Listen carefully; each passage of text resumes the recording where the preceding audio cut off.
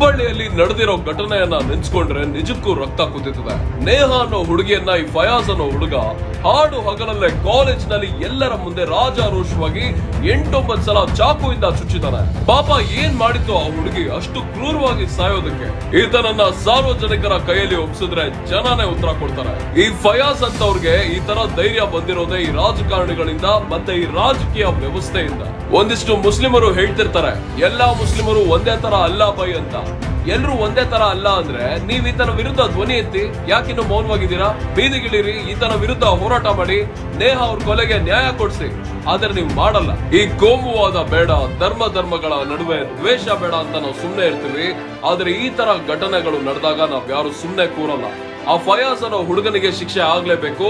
ನಾವೆಲ್ಲರೂ ಸೇರಿ ನೇಹ ಅವರ ಕೊಲೆಗೆ ನ್ಯಾಯ ಕೊಡಿಸ್ತೀವಿ. ಕರ್ನಾಟಕದ ಪೊಲೀಸ್ ಅಧಿಕಾರಿಗಳೇ ಈ ಫಯಾಜ್ ನ ನಡು ರಸ್ತೆಯಲ್ಲಿ ನಿಲ್ಲಿಸಿ ಎಲ್ಲರ